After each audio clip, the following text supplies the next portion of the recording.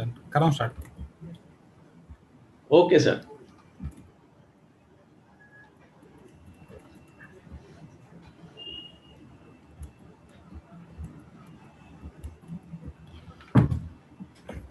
Hello friends, a warm good afternoon to all of you. This is CA Sangam Agarwal, on behalf of Association of Professionals. Thank you for joining in today's session.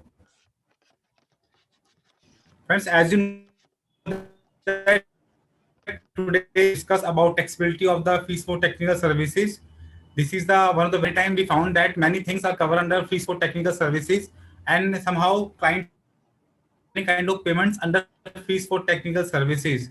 The reason behind that, there is a privilege of 10% taxation under DTAA in many DTAAs for fees for technical services. So we have requested Mayur Mehta ji to discuss about taxability of fees for technical services, so that we have a clear understanding about this topic.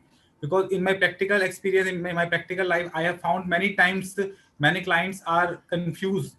Even many chartered accountants are also confused among what kind of services will cover under fees for technical services, and what will in other areas like softwares, like royalties. There is a very thin line of difference in all these things. So purpose of in today's session to provide you clarity about what is the actual meaning of fees for technical services, how its taxation goes. So friends, firstly, I would like to introduce our today's speaker. CA Mayur Mehta has been schooled from Delhi and graduate in BCom Honors from University of Rajasthan in 2001, and he qualified his so he worked with the mid-market division of HDFC Bank, Kolkata, Kotak Mahindra Bank from 2005 to 2009 at Delhi. Before starting his professional practice in 2009, he is a managing partner of SAMS and Associates, chartered accountant. He has delivered lecture at various professional forums, including ICA branches, study circle meetings. As part of his keen desire to serve alma mater, he has membership of various subcommittees of ICI during 2010 to 2017. His pet subjects are income tax and international taxation. He has already taken some sessions on our platform. As sometime before, he had taken session with us on the taxation of software. In the same line of that, we have organized today's session, especially on the taxability of fees for technical services. So friends, I request you all kindly take a note, and if you have any kind of question regarding today's session, you can ask in the comment section. We will try to revert you as soon as possible. And friend, truly speaking, the topic which is very close to my heart, because many times we face this kind of payments while making 15 CA, CB, and other thing also, while making assessment also, because department generally try to put it on the whether there is PE or not, PE is in India or not, and making taxability with a higher rate as compared to client want to make it 10% under DTAA. The another reason is behind that, sometime whenever we are making a foreign payment and we need to make a gross up, so for that gross up purpose, TDS need to bear by the Indian entity. So these are some of the purpose, and purposefully people try to cover many payment under fees to technical services. So friends, let's discuss in detail. So I request Mayurji, kindly unmute yourself, and I welcome you all on behalf of our Association of Professionals. And I express sincere thanks to you for taking session with us on behalf of our complete participants. Over to you, Mayurji. Thank you. Thank you, Sangamji, very much. And I accolade that you are taking this initiative and of YouTube live sessions and organizing webinars. It is really noteworthy that in today's scenario, what is most important in professional practice is study and deliberation and knowledge sharing. I think getting more and more clients and getting more and more fees and money is an offshoot or a direct product of what type of quality services chartered accountants are able to give. So, and your endeavor and inviting me for this session has only induced the fire in me to study more about the hot topics, about the day-to-day problems faced by the clients. So this was really a very, very tedious topic. And I was studying a whole day on this topic for the last at least 3 days. And before that, I was a regularly devoting at least 2 to 3 hours on this topic for the last 10 days. And believe me, it is very, very confusing to segregate a payment, to understand whether a payment is, whether it falls under technical service, whether human element, human intervention is required or not, with which countries we do have double taxation avoidance agreements, with which countries we do not have, and what is the implication of having a DTAA with a country with which we are undergoing a transaction. What is the rate of taxation involved, what is the rate of TDS involved, and what if the payee does not have a PAN in India. And there are certain other intricate issues, like you would be aware that mostly India in its history has had great trading relations with US and UK. And from time immemorial, we see that Indians have been migrating to US and imparting certain technical and consultancy services sitting there in US. India invites so many US expatriates to work in India, and they provide technical services to Indians, Indian concerns, as well as to US concerns and to concerns situated in other countries of the world. And the fact that we have a very good business relation with the US and UK, it imparts or it drives the more responsibility to understand the technical implications, the taxability per se between India and US of the transactions that are routinely taking place. So, and you will also see that the double taxation avoidance agreement, which India has with the US, has been a very, very elaborately drafted. So we will see that also. So friends, and I welcome and appreciate you all that you have spared time, and I am sincerely sorry that I joined 5 minutes late. And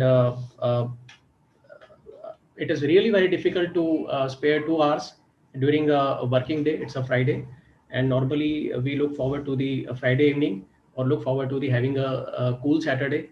But you all are here to listen to me patiently, so I'm thankful to all of you. So Sangamji, shall I start my sharing my screen? Yes, please. Okay, just one moment. Yeah.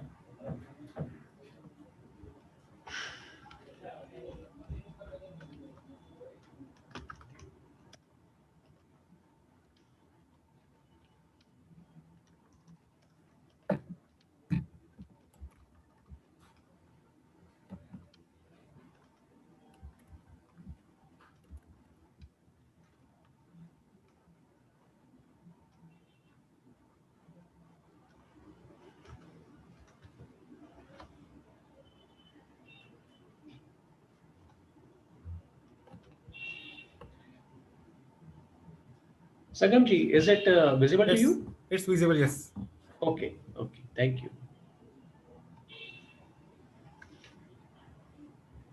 I'm starting the slideshow. Okay.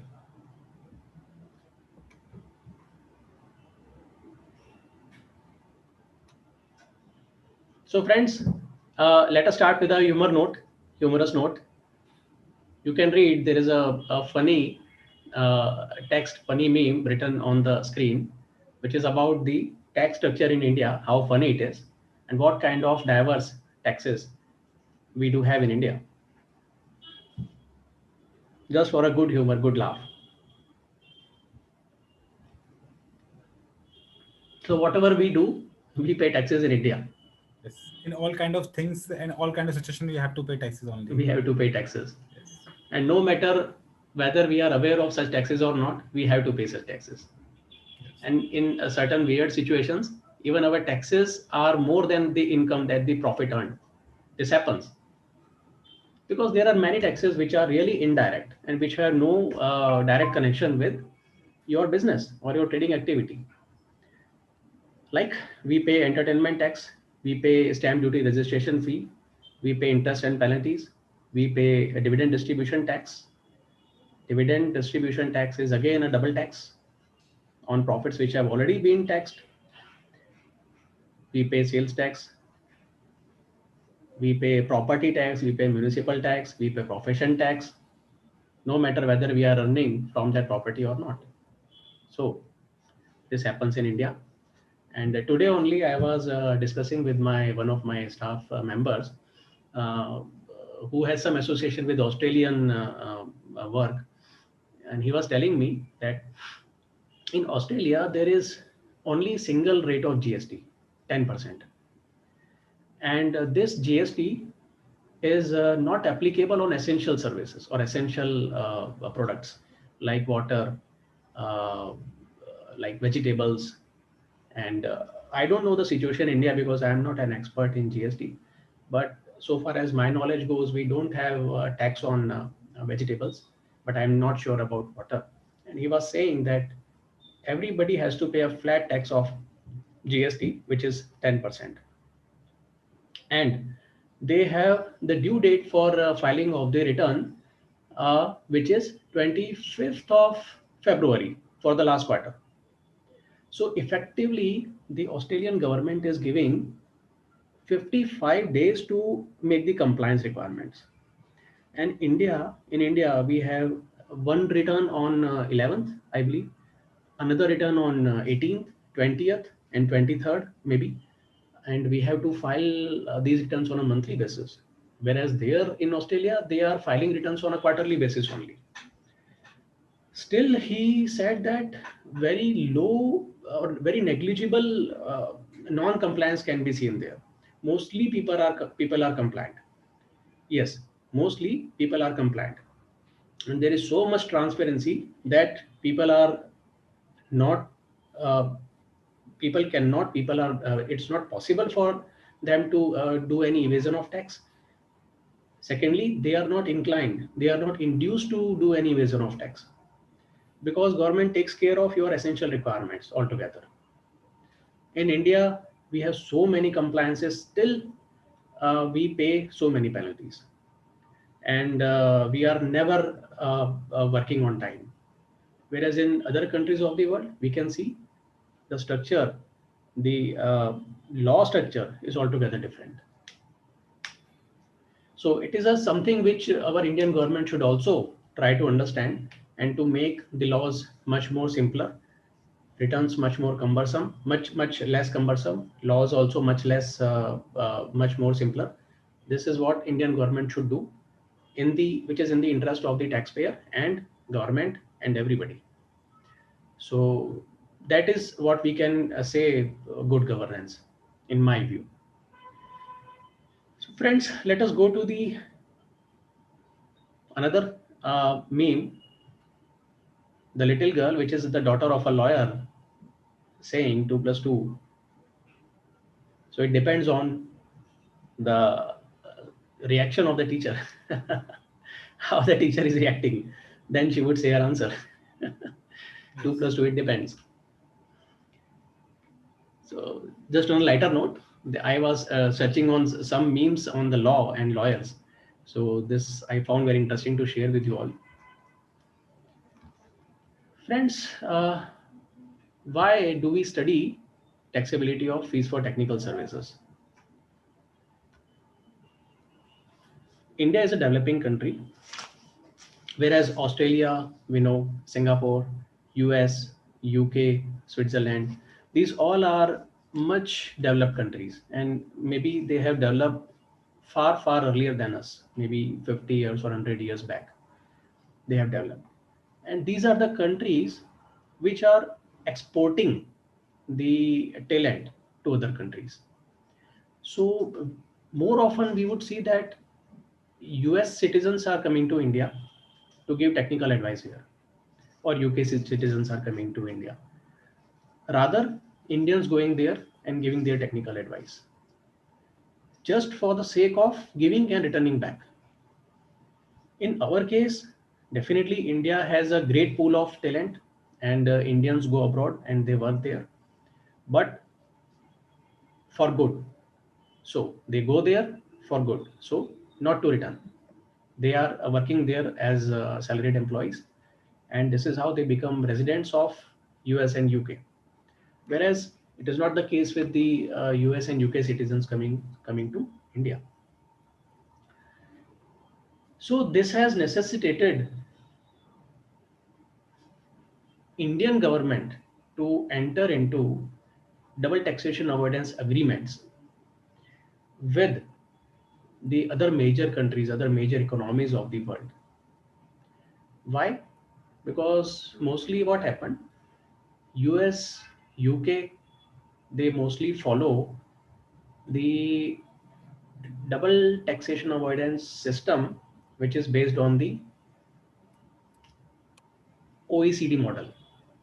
So, what is OECD and what is UN model? And there is another model, obviously, US model.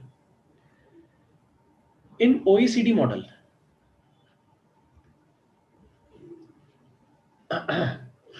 in OECD model, uh, the right to tax is mostly given, yeah, mostly taken by the countries on residence-based taxation. So these countries tax the income of its citizens based on their residential status. So if a person from US is coming to India and giving technical services and earning income, his income becomes taxable by default in US because of his own residential status there in US. He is a resident of US. Whereas India is the source country because he has sourced his income from India. But the DTAA of India and US is based on a model which is more like OECD model.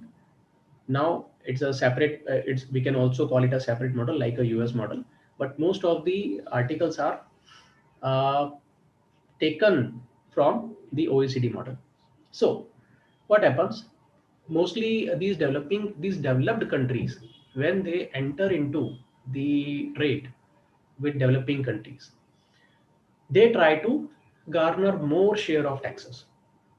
So that's why mostly their double taxation avoidance agreements are based on the OECD model, and they try to tax based on the residence rule. India and most of the Asian countries and Eastern countries, being developing countries, we often try to make our double taxation avoidance agreements which are in line with the UN model. So UN model, in UN model, which is mostly developed by these United Nations countries, mostly Eastern countries and Asian countries. So in this model, the taxation, the taxability is more attached to the source country from where the income is sourced. So right to tax is more given in source country in the UN model and to a residence country in the OECD model. India's double taxation avoidance agreement with US is a mixture of OECD and UN model. It is a US model. So this is the reason why we need to study FTS. See, Indian government has been since last almost 15 years trying to tax the cross-border transactions because in 2000, in the specifically in the year 2000, since when India went into the mode of liberalization, so borders opened for other people to come to India, trade became more free, custom duties declined, India entered into many bilateral trade agreements with other countries to ensure free movement of goods and people across the borders to ensure the economic development of India. And this necessitated us or the Indian government to ensure that its rightful share of tax comes to India. So after 2000, India has entered into many double taxation avoidance agreements, and India has also modified some of its agreements with other countries to attach more tax to Indian land.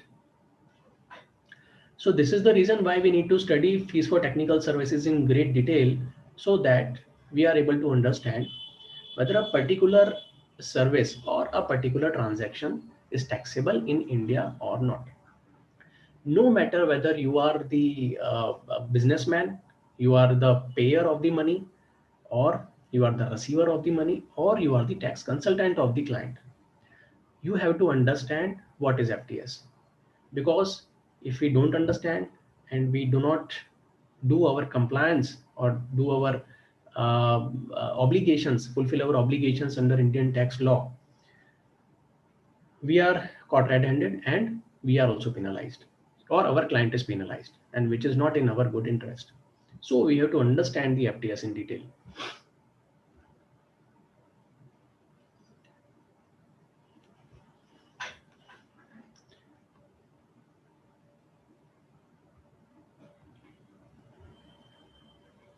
Are the basic understanding of the concept before going into detail, because until unless we are not aware about the actual meaning of FTS, the purpose of FTS and purpose of taxability, it is hard to understand, and it become like we have not studied in detail. So understanding the meaning is so important. Yes, Thank you, sir. Sangamji, Yeah. you are very right that understanding is very important of fees for technical services. Yes. So friends, let us see some cases and try to understand whether these would be taxable in India. Like preparation of design drawings, appraisal reports done by the foreign nationals for Indian companies, and we make payment to them. Is it taxable in India?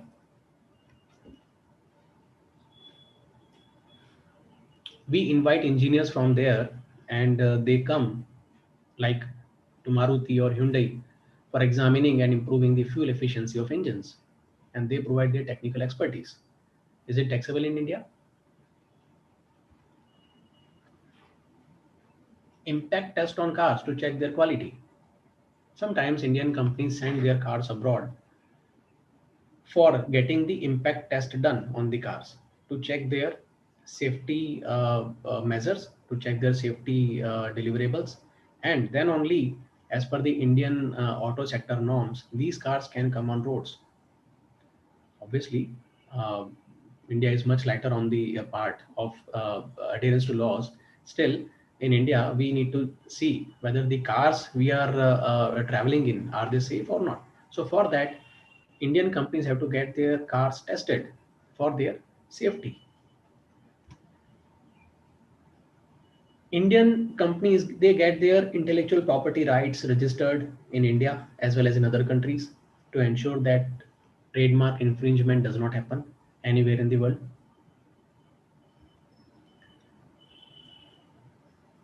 A success fee paid for raising an external commercial borrowing from foreign banks, whether it is taxable in India. Advertising, marketing, promotion activities undertaken abroad, are these taxable in India?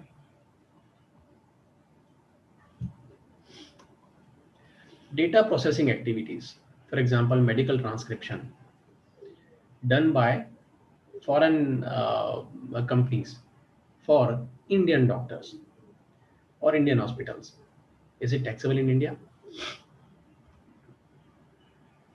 Standard telephone or telecom services provided by foreign companies. Is it taxable in India? For example, a foreign national coming to India and buying a SIM card, a local SIM card, or buying a SIM card which is given by the companies which are operating worldwide, and where he can get a lower tariff to use in India. Internet bandwidth service, Is it taxable if it is provided by a foreign national or a non-resident?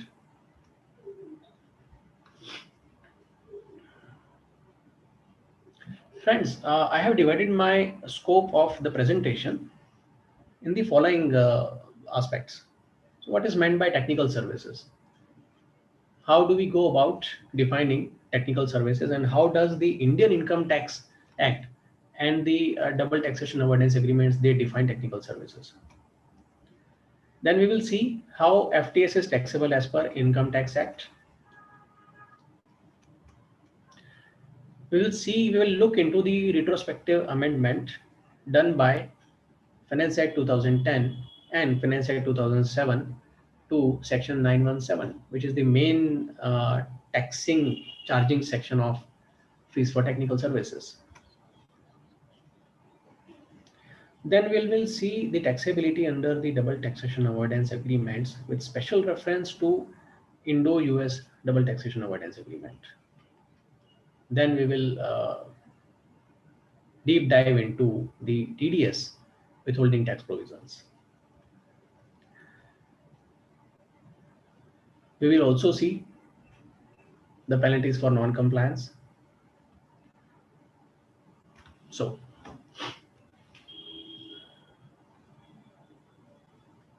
Sangamji, I am seeing a panel on the top of my screen. Yes. Can you please guide me how to remove it or make it little smaller? So at top there is a view option at hand side. Yeah, view is there. Yeah, go there and check. There are 3 options are there. Yes, sir. Okay. So And that is about the video. yeah, about this is video, yes. But there is a panel, a large panel on the top of the screen, which says mute, stop video, security, participants. Yes, sir, it will come, sir. It will come. Okay, we cannot move it it. cannot hide. Yes. Okay, okay. Okay. No matter. Okay.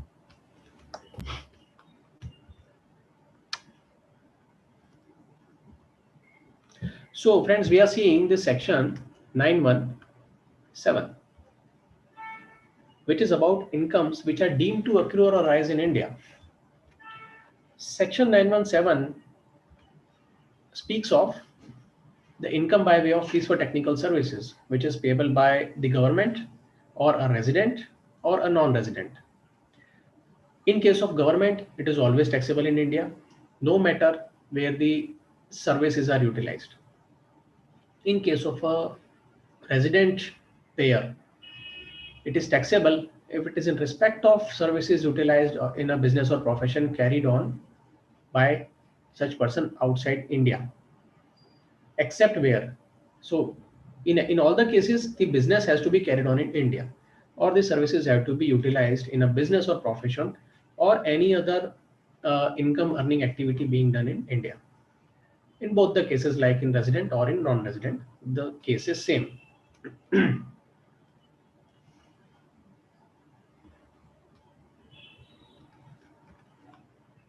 Just a second. There is a problem with my laptop.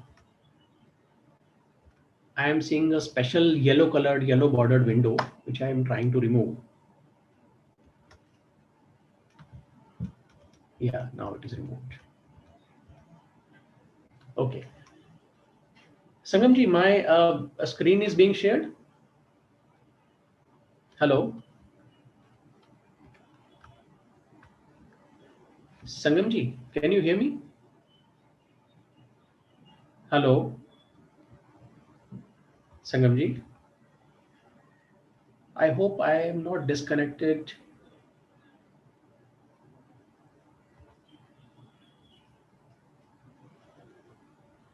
Sangamji, I believe the meeting is on. I am afraid. Can you please answer whether it is on or not? As I can see, my Zoom says return to meeting. Sangamji, your mic is in muted mode. Hello? Sangamji. Yes. Yeah, can you hear me? Yes, I can hear you. Okay, yes. okay. 1 second, please. What is the issue? No, there was some issue with my screen. There was a yellow There is a Box. yellow border, yellow box coming. Yeah, it's come sometime. Just ignore it. It will delete itself. Okay. Yeah. Okay. Even that panel had vanished. So I was very happy to see that panel going away. But Okay. now it is again there. Let's just try to ignore it, sir. It will remove itself. Okay, no problem. So friends, in the explanation 2 to section 917, it defines the term fees for technical services to mean any consideration for rendering of any managerial, technical or consultancy services. So technical service includes managerial, technical or consulting services. And it also includes the provision of services of technical or other personnel which is given by some other person or some other company. So services of technical personnel are provided by some other concern. In that case also it is included under the MTC, managerial, technical or consultancy services, and it is taxable under FTS. But it does not include consideration for construction, assembly, mining or like project, or any other income which is taxable under the head salaries. So wherever there is a technical service which is a part of a construction, assembly or a mining project, then it is not separately taxed under FTS clause. It is part of the construction, assembly or mining business being undertaken in India. So largely it will fall under the PGBP head, profits and gains of business or profession.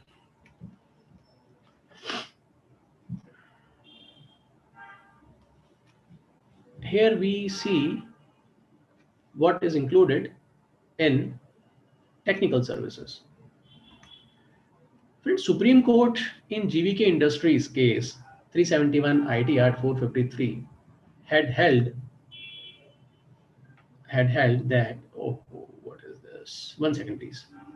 There is again a large yellow bordered window which is disturbing. Yeah, but I can read it. Supreme Court case GVK. Yeah, I can common parallels. Sir, is it visible now? No, no. Ah, it's visible. It's visible. It's Yes. visible. Great. Even that panel has gone. Yeah, yeah, yeah. So Supreme Court in GVK Industries held that the word technical has to be understood from the common parlance of the, as a layman can understand, and general common usage has to be seen for the words. The Supreme Court held that technical word is embedded between managerial and consulting, and we can understand that managerial is about a manager who is managing the affairs of an organization or affairs of a department. Consulting also takes place by humans. Normally a machine or a robot cannot give consulting because it is pre-programmed. For a consultant there has to be a human brain which can think from all the angles of all the aspects of a particular transaction.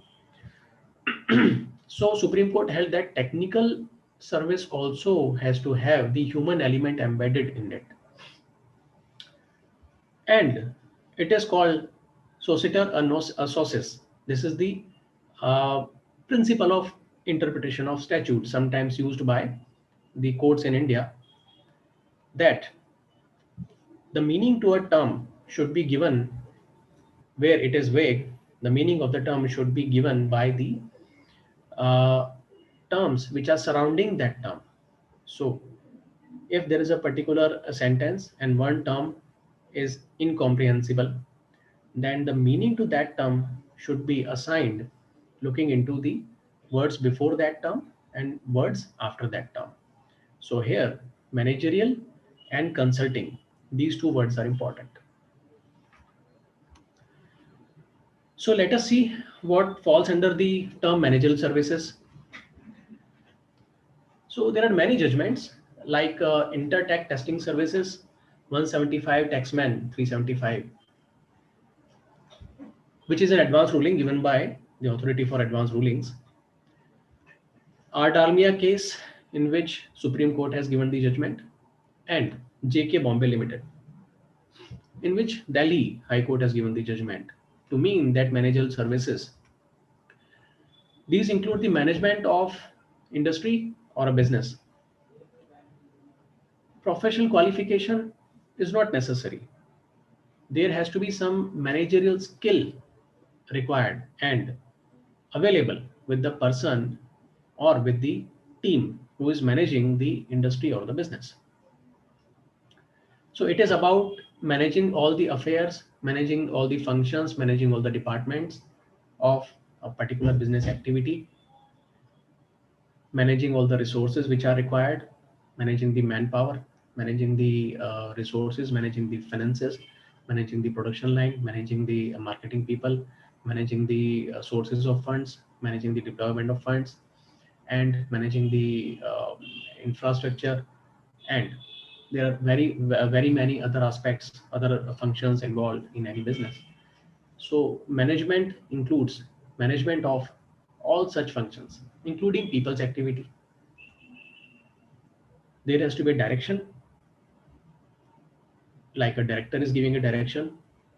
There can be people subordinate to the director who are involved in the day-to-day management of the affairs of the business. There is CEO, there is CFO, there are other CXOs who are giving the direction to the business activity. They also regulate the business activity to see that rules and regulations of the organization are followed by the people who are required to follow those rules and regulations. So it is the work of the manager to see that.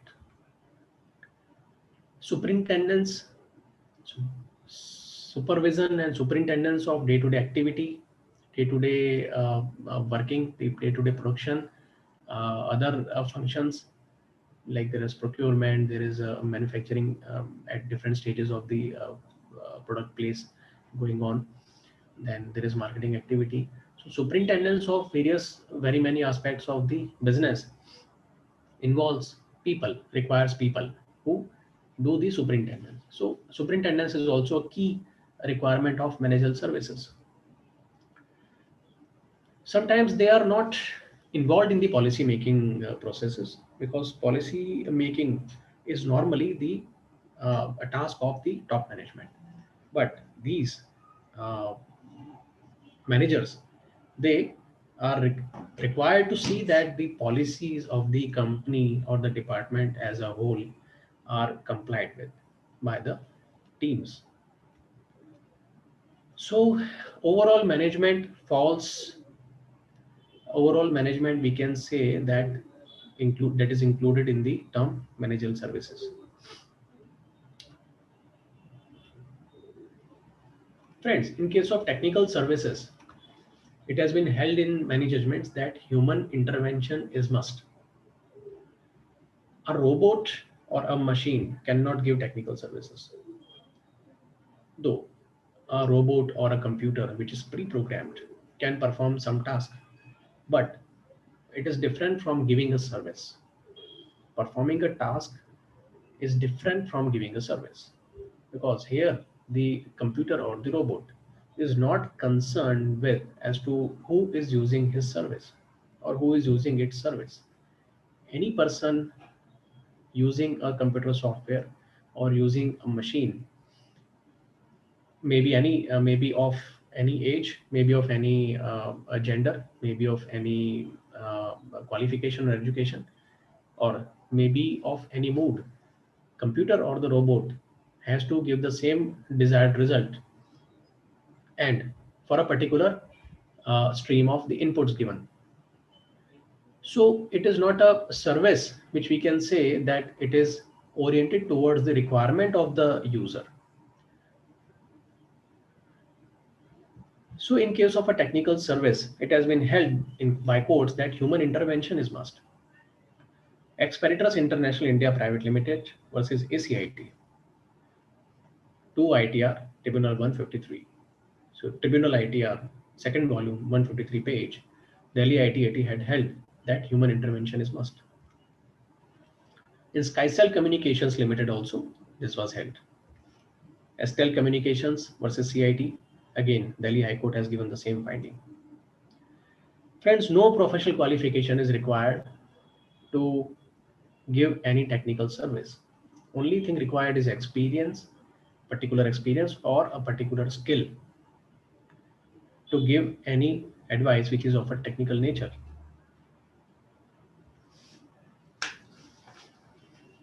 Now, we will also see that after Finance Act 2010, there is an explanation which is inserted, by virtue of which now no personal presence is even required in India. People may be sitting anywhere and giving a professional or a consulting or technical advice from there, and still their income may be taxable in India.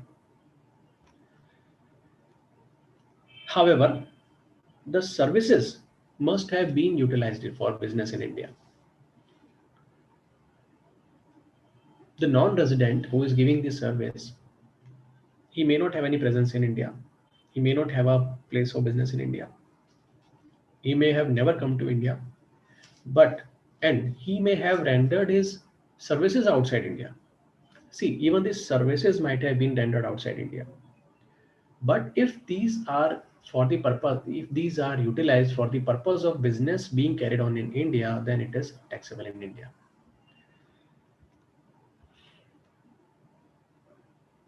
There is a judgment, Madhyanchal Vidyut Vitran Nigam 404 ITR 160, in which it was held that transmission of electricity is not technical service.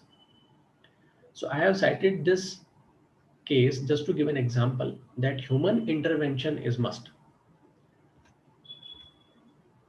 Friends, this was a landmark judgment in Ishika Wajima Harima Heavy Industries Limited versus DIT 288 ITR 408 2007, in which Supreme Court had held that for the purpose of technical service fee to be taxable in India, it was important that services was rendered in India and services was utilized in India. Both the elements were necessary. A territorial nexus has to be there. The territory in which the services are required and the territory in which the services are actually rendered. Both should be same. Before this judgment, or after even after this judgment and before the amendment given by Finance Act 2007, we could say that there has to be territorial nexus to bring an income to tax in India. Rendered and utilized both in India. Even in that, only in that case, the income could be made taxable in India. In this judgment, the Supreme Court referred to Section 917C, whereas this was the case of a Section 917B. So this was the mistake. However, still the arbiter of this judgment was used and it was applicable, very much applicable. So what was done by the Indian government? It overruled the judgment by inserting some amendments, Fight Finance Act 2007 and 2010. The explanation was inserted by 2007 and it was amended in 2010.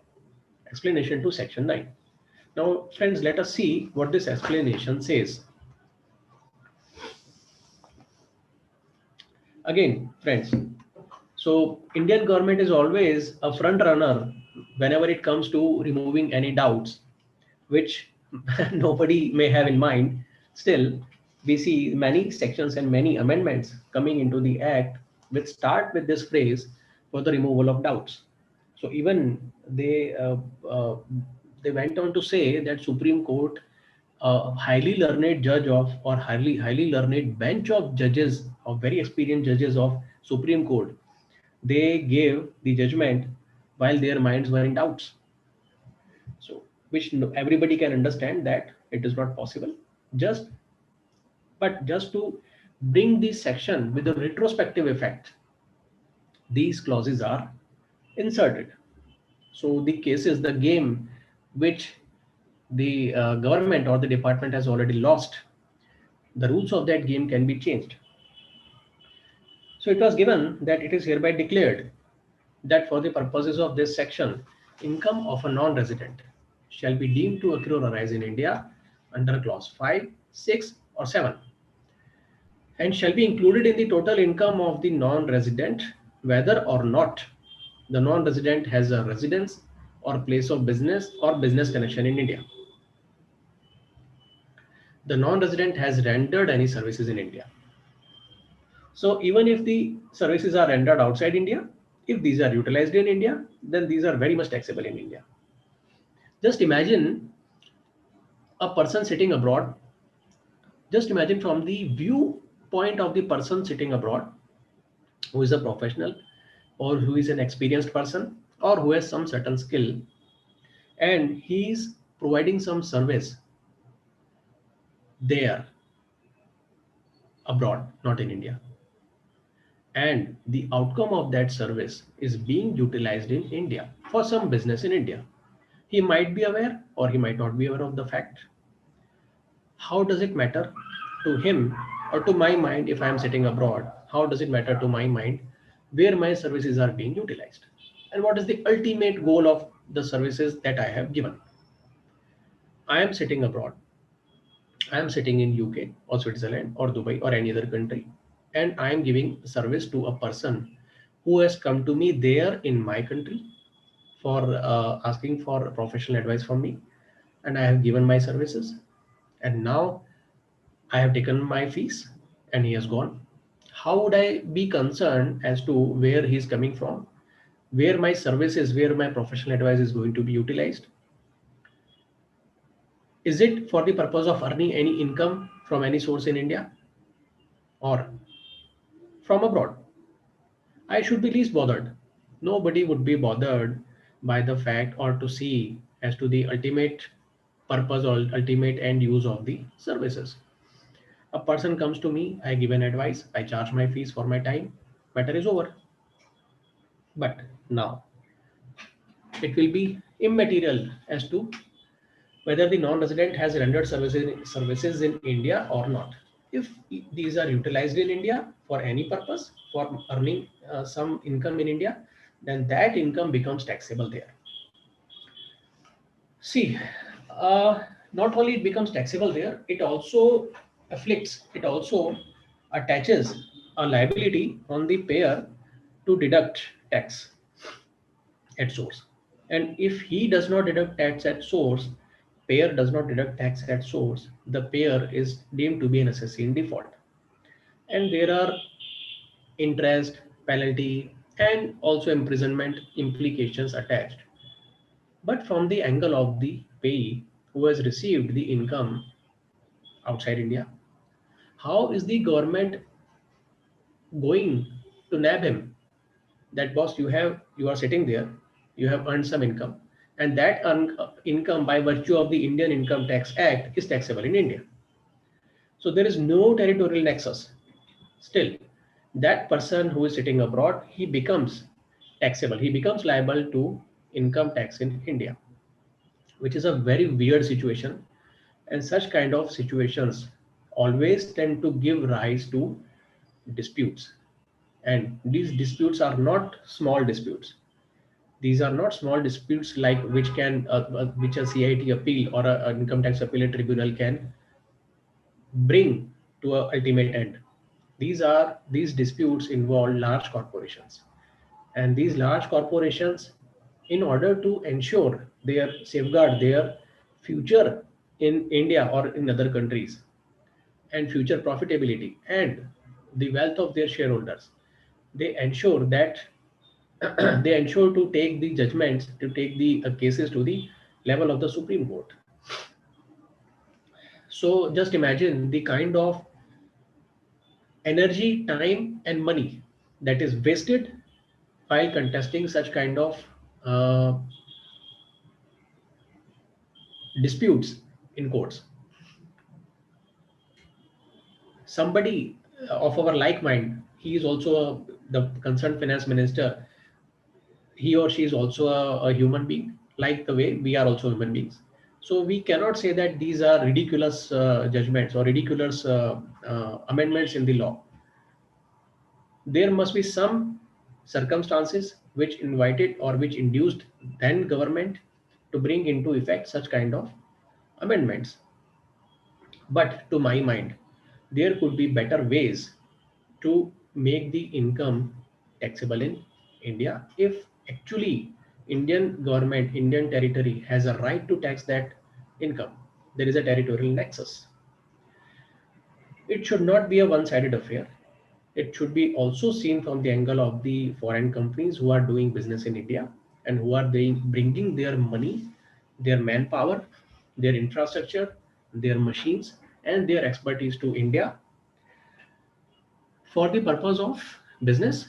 And we should not uh, lose sight of the fact that these corporations, these MNCs, have given gainful employment to thousands and lakhs of people in India by engaging into a value additive activity. So again, the investment climate goes for a toss when we see this kind of amendments coming into place in India, and the income tax department again reopening the cases and throwing notices for collection of money, collection of taxes to the companies where they thought that they have won the case. So friends, consultancy services, how is it defined? Black's Law Dictionary, 8th edition, defines consultation to be an act of asking the advice or opinion. So human interaction is necessary, human involvement is necessary. Consulting is normally considered to be the opinion or the advice of someone who is a professional or who has gained some experience in a particular science or particular field of law or particular art. So a person who has got a requisite skill can only give the advice or opinion. There is nobody third person to judge whether that advice or opinion was necessary or not. If there is a receiver, there is a giver of the opinion, and the receiver thinks that the opinion is somehow valuable to him, it becomes an act of consulting. So no professional qualification is required.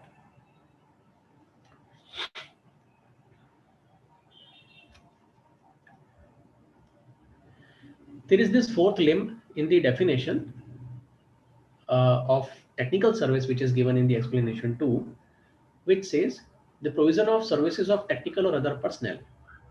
So if there is an agreement in place to provide for the services of technical or other personnel, in that agreement, the number of personnel should be specifically stated. So this becomes the fourth limb, like MTC, Managerial Technical Consulting. And there is given this fourth limb, which says that it also includes the provision of services of technical or other personnel. In such an agreement, the number of personnel is specifically stated. The consideration is based on the number of persons required by the user of the service. If a particular activity requires 10 number of persons from the consultant, then it is say the fees is say 10x, and if the number of persons increases to 20, the fees is normally doubled. So the consideration is also based on the number of persons. The recipient is normally ultimately responsible for the work done by the people which have been provided by the service giver. So recipient, so those people work under the direction of the recipient of the service, and he's also always ultimately responsible to ensure that those people work with they work towards the desired goals. And these people are on the payroll of the service provider. They are not on the payroll of the service receiver. it distincts. So here we get a distinction between a human resource providing company and a service providing company. A human resource providing company, it provides these services, it provides the personnel. It does not provide the services of the personnel. It just sends the people, you interview them, you see, you negotiate the salaries with them, you negotiate the other terms with them, and you decide whether you want to hire those people or not. The human resource provider is not responsible after a certain period, say 3 months or say 6 months. And during that period also, he is only responsible to give a replacement. After that period, it is the ultimate service receiver who is the person responsible to see that the concerned people work towards the achievement of the common goal. In such an agreement, the service provider has a right to replace. He has a right to replace the people if he finds that the people are not suitable, a person is not suitable to do the desired job. But he has to ensure that the people he has deployed or he is replacing are of the required skill and required qualification. So there is a distinction as to the provision of service versus provision of personnel. Provision of service falls in the ambit of this section, whereas provision of personnel falls outside the ambit of this section. So friends, what is the Indian tax system to tax the fees for technical services? Section 115A gives us the rates of tax so far as dividend, interest, royalty, fees for technical services, and other income of non-residents and foreign companies are concerned. So 115A1 states where the total income of a non-resident, not being a company or a foreign company, includes fees for technical services and other than the income referred to in section 44DA. And this is with regard to an agreement with which the Indian government has entered into with that foreign company, or that foreign company has entered into an agreement with the Indian concern after 31st March 1976, and that agreement is approved by the central government, or it is with respect to a matter included in the industrial policy. Then the income tax shall be the aggregate of 10% on the royalty, 10% on fees for technical services, and the standard rate, the standard normal income tax rate for the other incomes. Here, I have taken the subsection B only. The subsection A is about interest and dividend aspects. So I have ignored that for the sake of brevity. So this A, B, and C, these are the main taxing sections about royalty, fees for technical services, and the other incomes.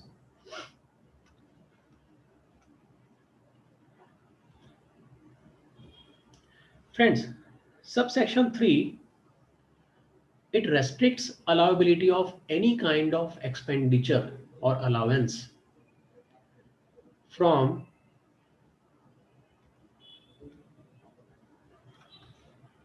the incomes referred to in subsection 1. So any kind of expenditure or allowance is not allowed under sections 28 to 44C and section 57 in computing the income under subsection 1. So it is gross basis taxation, interest, dividend, royalty, FTS. These all are taxed at the rates given in section 115A flat without having to deduct any kind of expenditure which may be incurred for the purpose of that earning that income. So we have a gross basis of taxation and we also have a net basis of taxation. We will see that. Friends, subsection 5 says that it shall not be necessary for the company which is taxed under section 115A to file its return of income if it consists of only of income referred to in clauses A or clause B of subsection 1. Let us go back again to clause A and clause B to see. See friends, clause A and clause B. Clause A is about interest and dividend. B is about FTS, royalty. Yes. This C is not to be considered. If it has other incomes, then the company or the non-resident has to file the return of income. So let us go back again to the subsection 5. So one requirement is that the income consists of clause A and clause B, that is interest, dividend, royalty or FTS. And the tax deductible at source has been deducted at a rate which is not less than the rate specified in this section, which means minimum 10% TDS has been deducted at source. So it is a relief, it is a relieving section so far as non-residents and foreign companies are concerned.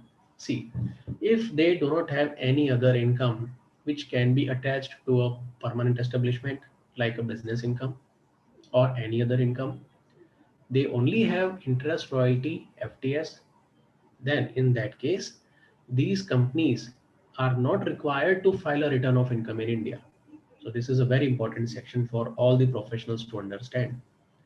Sometimes what happens when we make a remittance, when we issue a 15 CB certificate to our clients, and we advise them when they ask them that the foreign party is asking whether the TDS that is being deducted, they are able to claim the refund or not, and for what they need to do.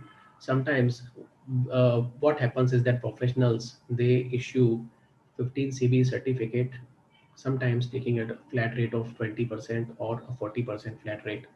It is given. Yeah, there is a rate of tax of 40% as well, where that agreement is not in place and it is out of the industrial policy. In such cases, they normally advise that yes, you can file a return of income in India and you can claim a refund. And sometimes they also advise that it is necessary to file a return of income in India because it is a company.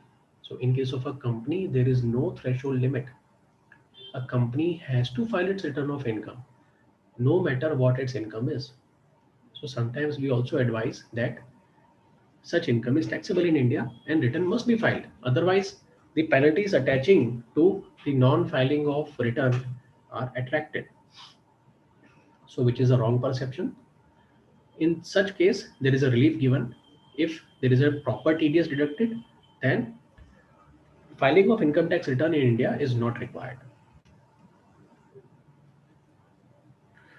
Friends, there is another section 44D and 44DA.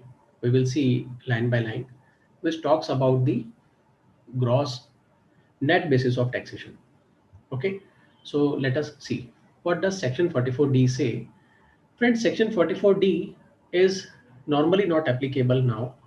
In place of this, after 2003, 44DA has come into place. But for the sake of the cases where there is a litigation or there is a requirement to advise about the past tax, past income, then we have to understand this section as well. This section says that all the deductions are admissible. So this is a net basis of taxation so far as the income of a foreign company is concerned. But those deductions should not exceed 20% of the gross amount. Okay.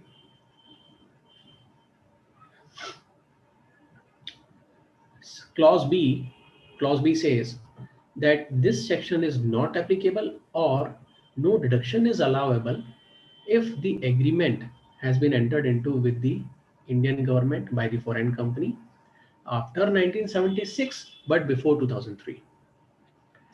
And why 2003 only? Because in 2003 only section 44DA was introduced. So we can see that this section is no more effective, no more applicable, because in any case 1976 to 2003 they were not allowing any deduction. So it was again gross basis of taxation. Before 1976 Deductions up to the amount of 20% were allowed. Friends, this is 44DA. 44DA states an agreement which is entered into after 31st March 2003 and business is being carried on through a PE or professional services are being carried on from a fixed place of profession, and that income or the right property or contract in respect of which the royalty or technical services paid is effectively connected with such PE or fixed place. There is an effective connection between that PE or the fixed place with that income earning activity. In that case, the entire income of the non-resident company becomes taxable under the head profits and gains of business or profession in accordance with the provisions of the Act.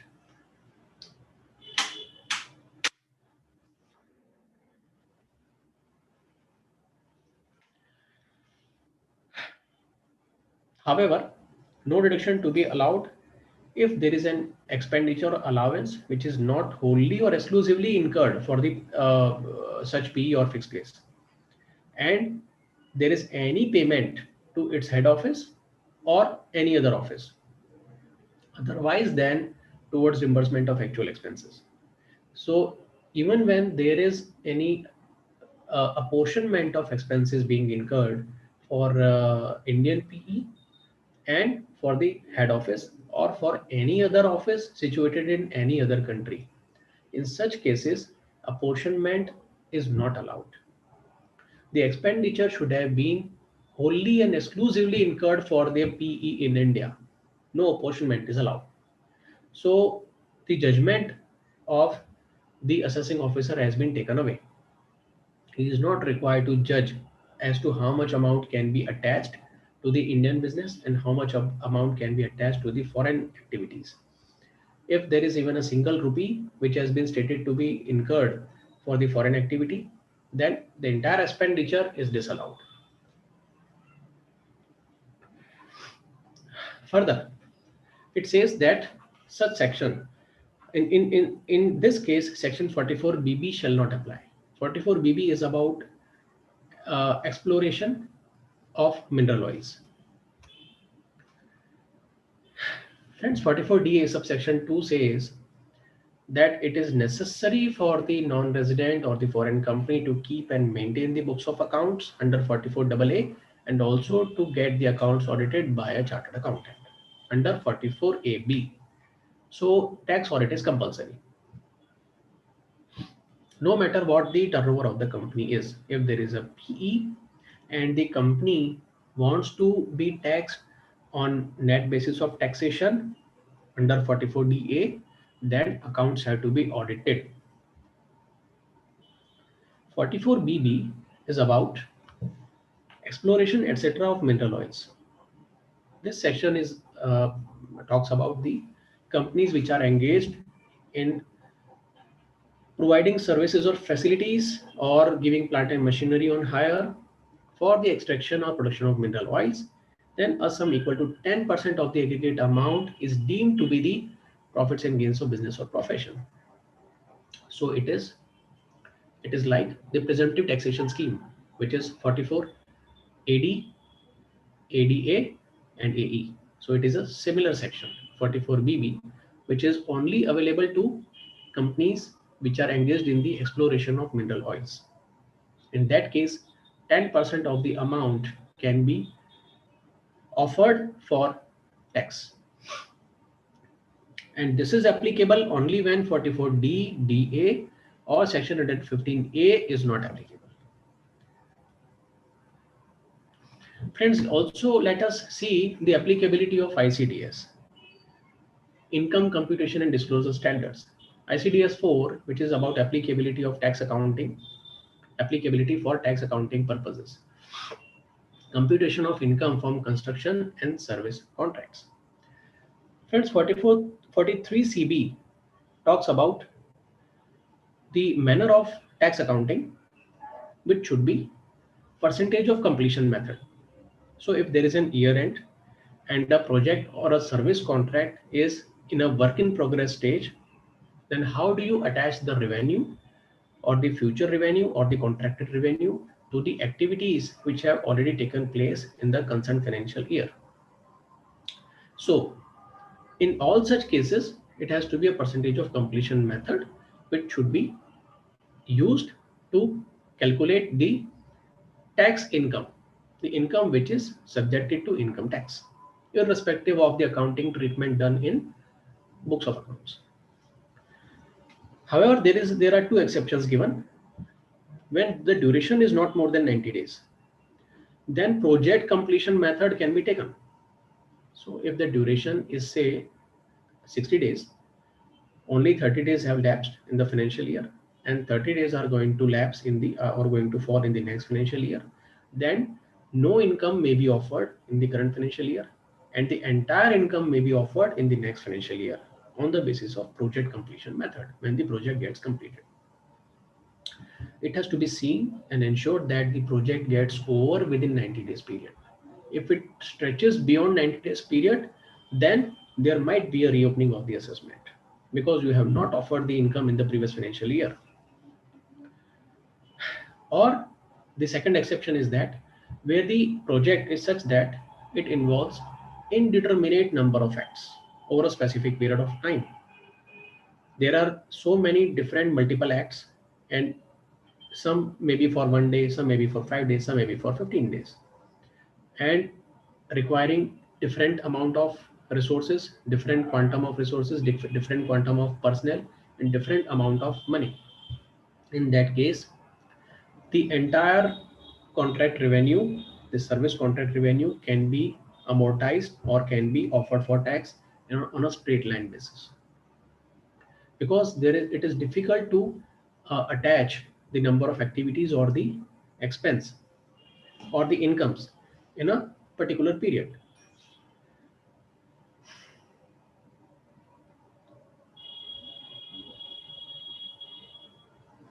Yeah, friends. And the subsection 2 says that the contract revenue in such a case shall include retention money. So retention money should not be deducted because it is ultimately to be given to the service provider. Maybe after 6 months, maybe after 1 year, maybe after 5 years. But since that income has been accrued or arisen in India in that particular period, the contract revenue should include that retention money. The contract costs should not be reduced by incidental income.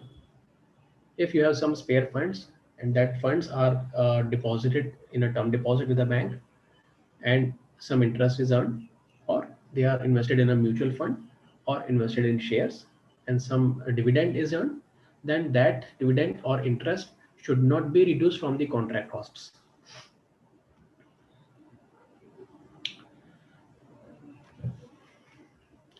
CBDT had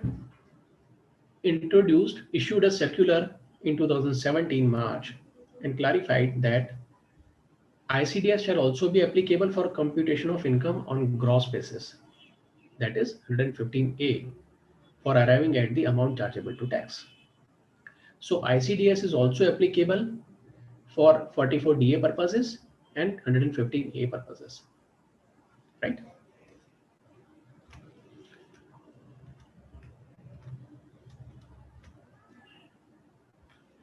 Friends, let us look at the taxability provisions under the double taxation avoidance agreements. Generally, these are contained in Article 12 of any relevant double taxation avoidance agreement, which includes royalty as well. Friends, we see Article 12.4 of Indo-US DTAA. It says it includes the term fees for included services, means payments of any kind to any person in consideration for the rendering of any technical or consultancy services, including through the provision of services of technical or other personnel, if such services are ancillary and subsidiary to the application or enjoyment of the right property or information for which a payment described in paragraph 3 is received. Ancillary and subsidiary to the application or enjoyment of the right property or information. Or these make available the technical knowledge, experience, skill, know-how, or process, or transfer of a technical plan or design. Friends, what is make available? Make available clause means the service has been imparted by the foreign company to the Indian concern, or by the Indian concern to the US company, and the basic underlying asset or basic underlying idea or the know-how or the technical expertise or the knowledge has also been made available to the person receiving the service. So there is an element of transfer of the entire intellectual property involved. It is not about making a software and giving it to the other person. It is about making the software, giving it to the other person, along with the object and source code of the software as well. So the other person is fully capable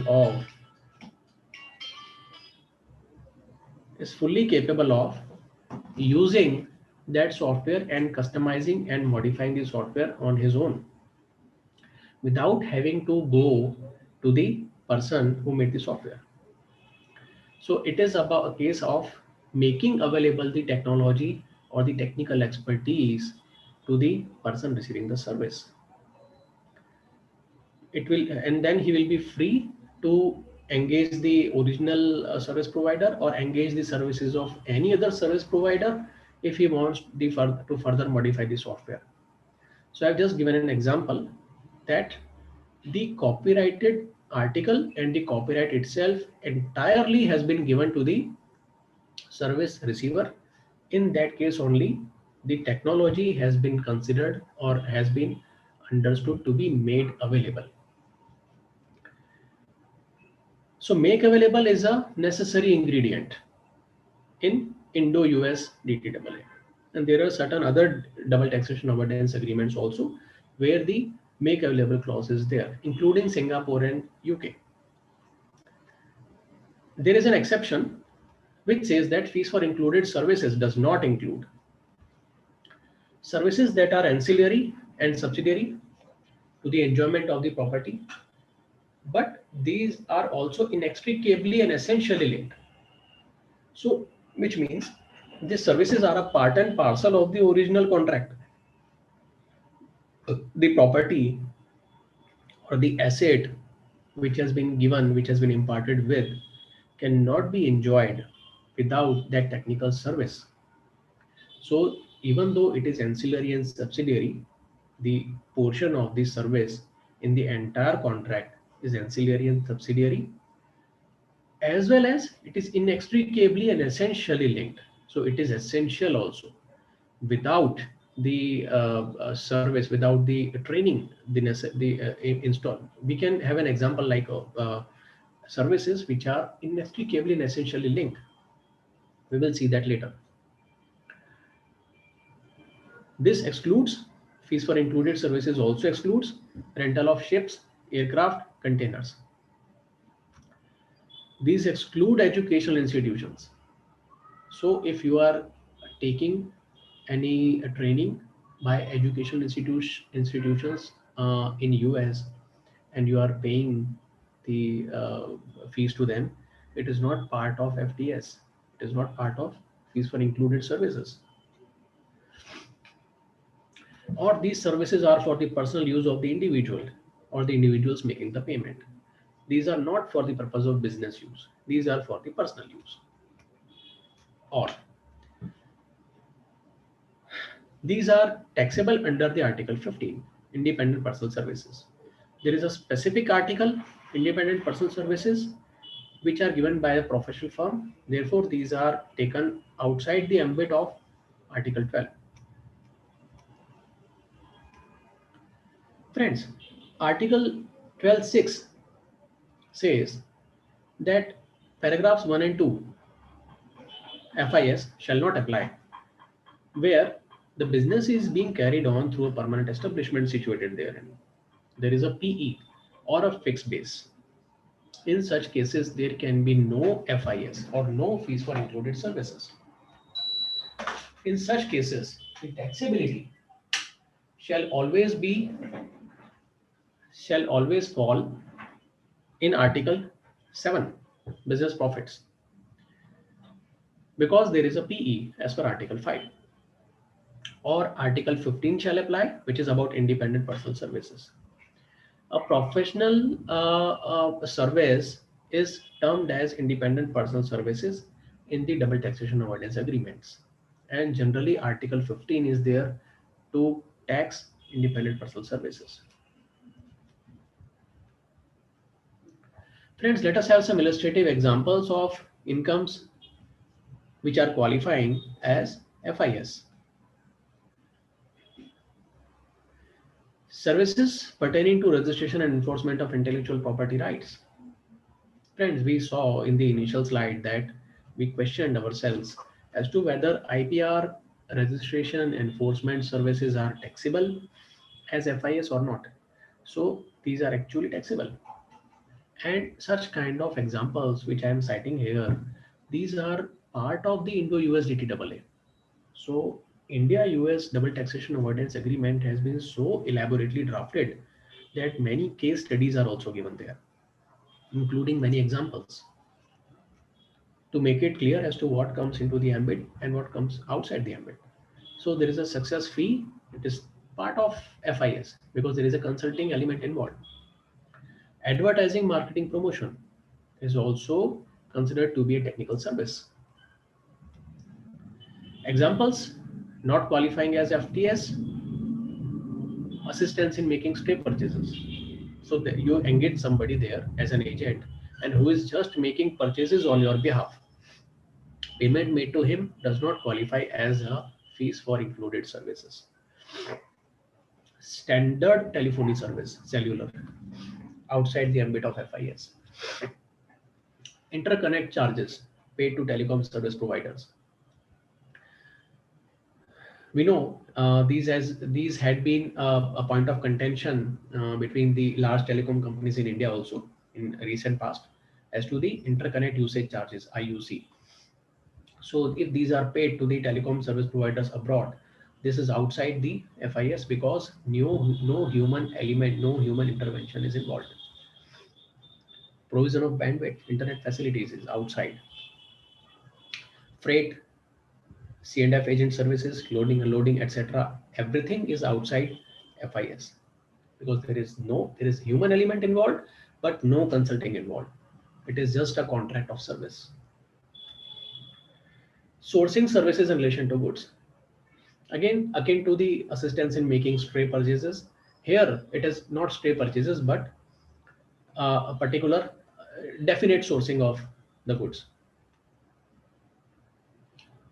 Friends, let us see in what cases the technology is being made available. Illustrative examples like include engineering services.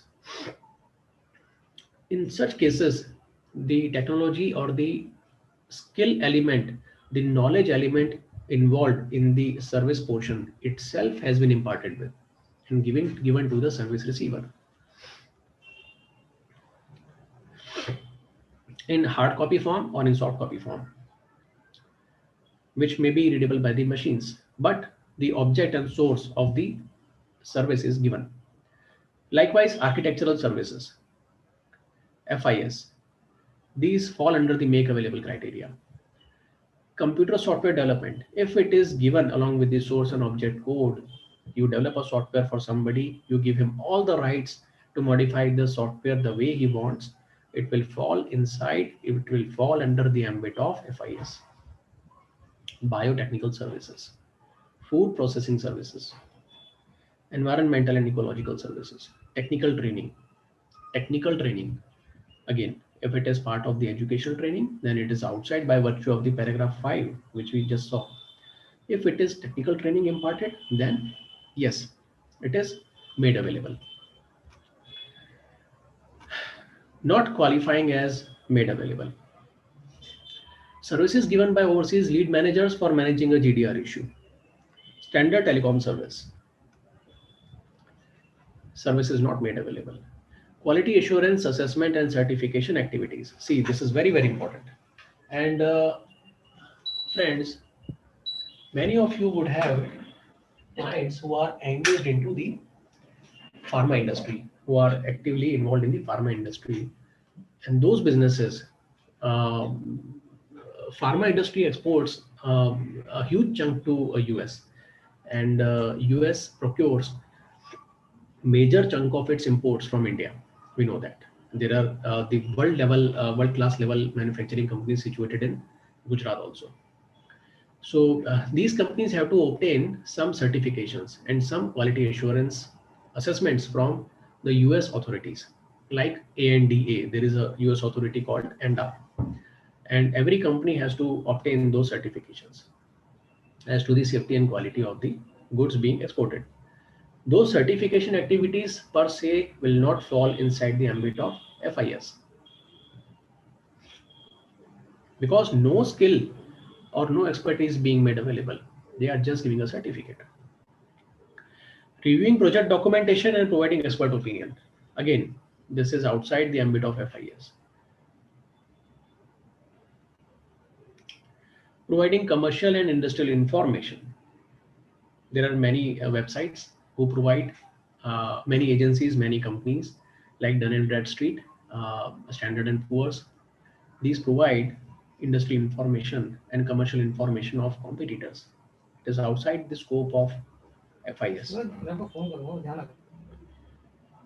Updation of a market study done by the foreign party is not taxable in India by virtue of this exclusion. Project monitoring services. You have a project there and which is being monitored outside. No part of this service is being utilized in India. It is outside the scope of FIS. Grading and certification reports, referral services, clinical or bioanalytical studies, airborne survey and providing high resolution geophysical data. Mining companies require this kind of survey reports. Reinsurance broking services. So friends, we saw what kind of incomes fall into the ambit of FTS and FIS. Now let us have a look at the TDS provisions. Section 195, which talks about the rates in force. I have not reproduced the entire section 195 here because of the obvious reason, we all have read it. And the only point which is confusing is about the tax rate given in section 195. Sometimes sometimes people also attach tax TDS linking the section 194J or 194C when the payment is being done outside India to a non-resident. Only section of TDS applicable is section 195. Section 195 says that TDS has to be deducted from the payments being done to the non-resident companies or foreign companies. TDS should be withheld at the rates in force. And now rate in force has been defined in section 237A to mean the rates or rates of income tax specified in this behalf in the Finance Act of the relevant year. So we have to go to the relevant Finance Act to understand at what rate the TDS has to be deducted when any payment of FTS nature is being made outside India. So relevant portion of Finance Act gives the tax rates for all kind of such remittances.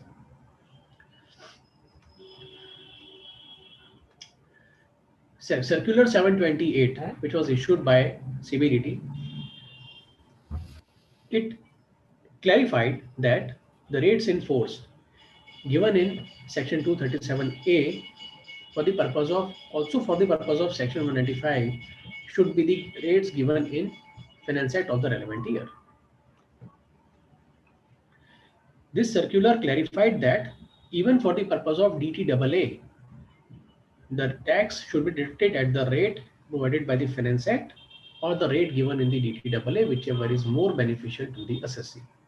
So this circular was very important wherever there was a contention by the assessing officer that since the tax rate given in Finance Act is higher than the DTAA, tax rate given in the Finance Act would be applicable. No, the assessee has a choice to take the rate which is more beneficial to him.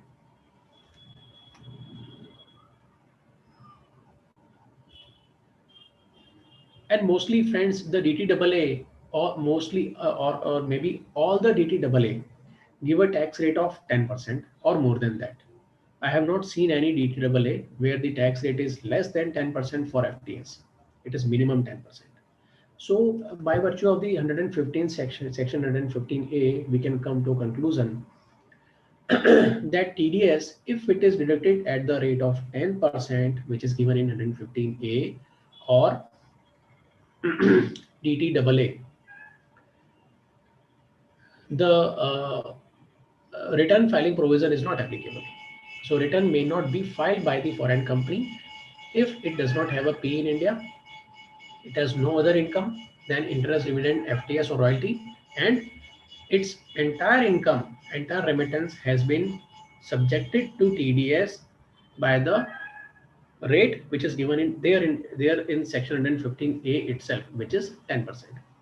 So if there would have been a double taxation avoidance agreement where tax rate was given less than 10%, in that case, if TDS has been withheld at 5% or the rate given which is less than 10%, the return filing provision would be made applicable.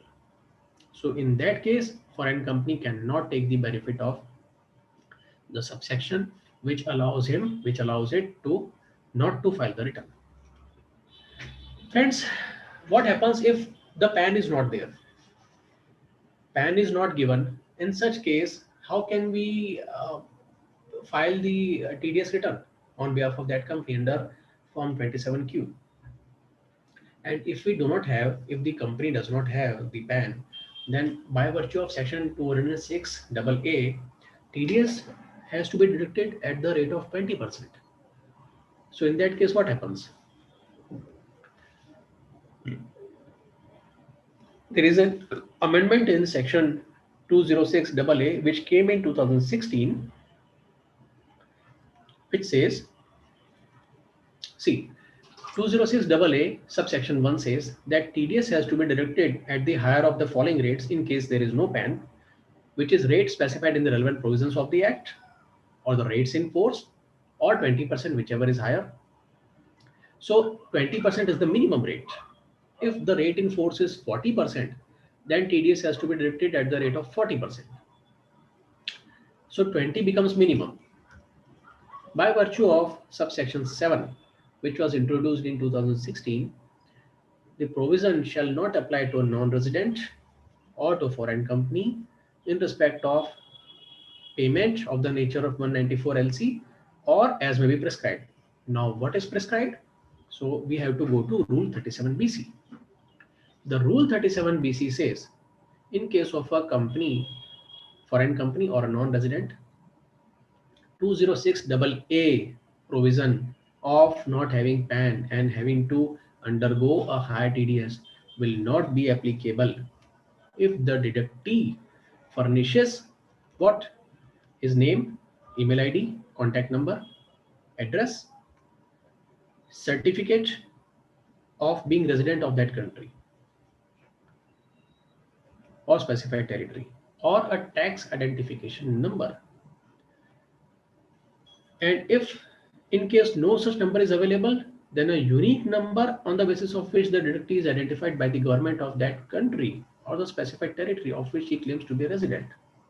So the way we have Aadhaar number here, we have Udyam registration number here, which is MSME, uh, or any other such kind of a unique number. We have to take the number, such a number from the concerned foreign payee, which he has obtained from the foreign country, if he does not have a tax identification number.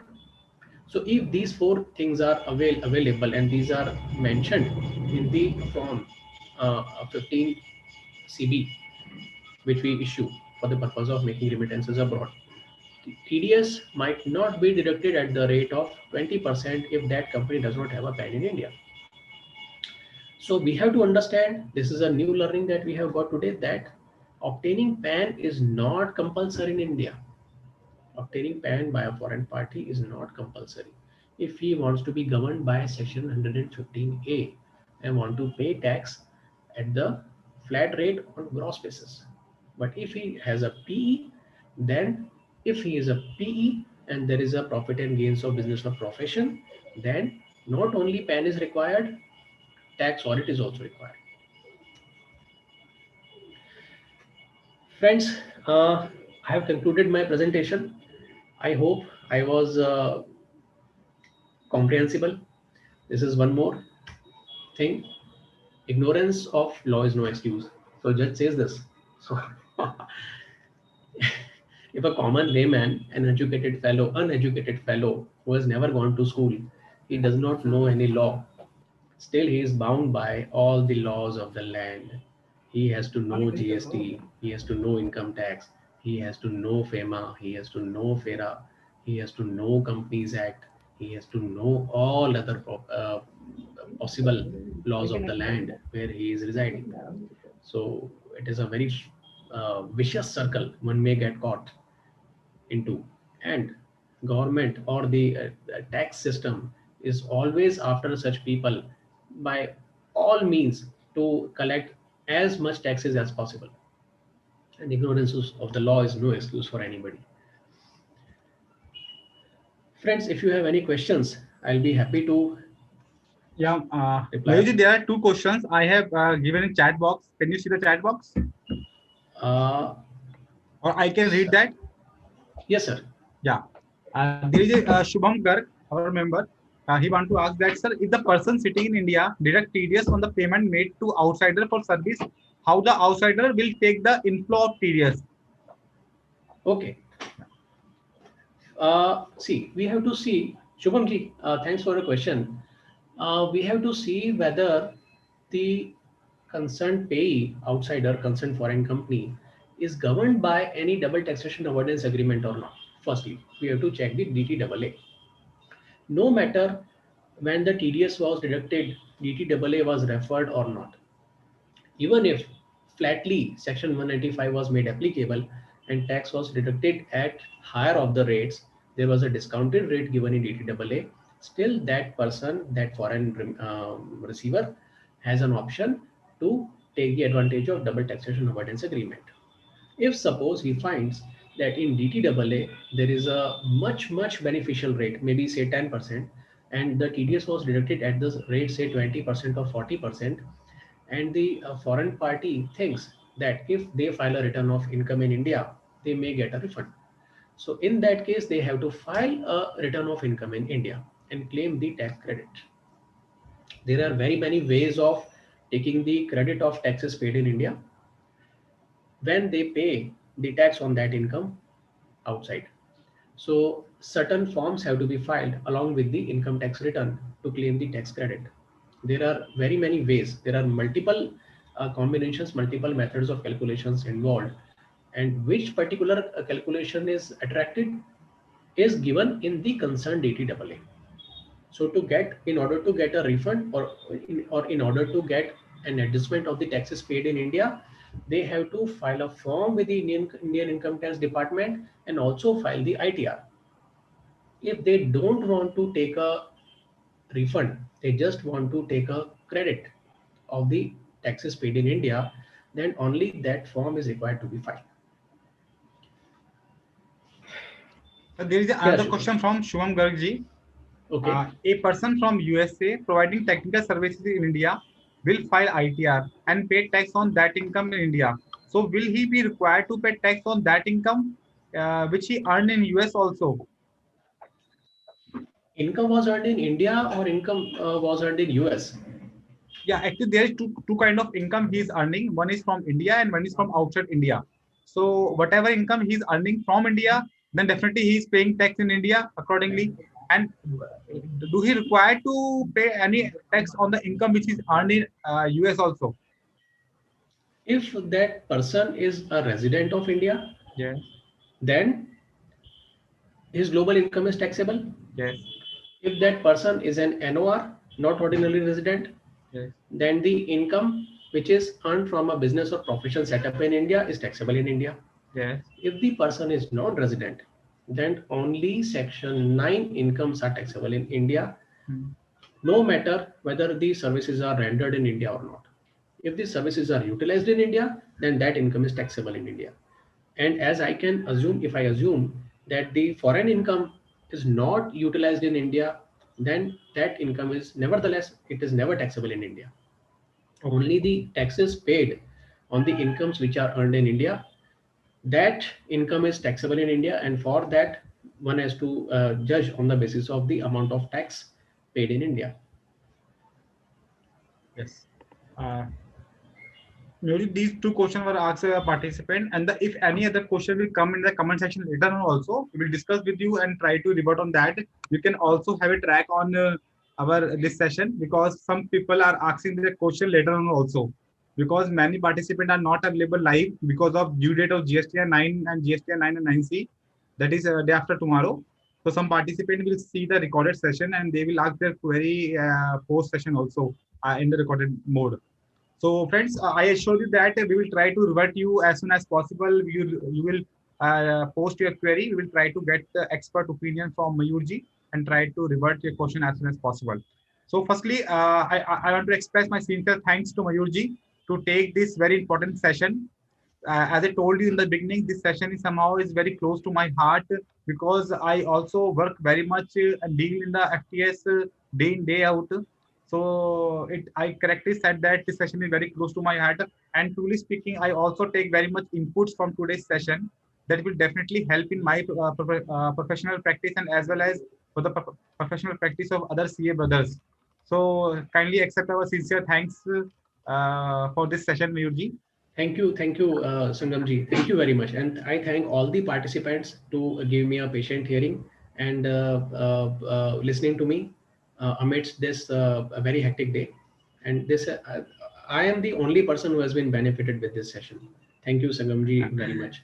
I also want to express sincere thanks to all the participants because any kind of session is failed without the participants.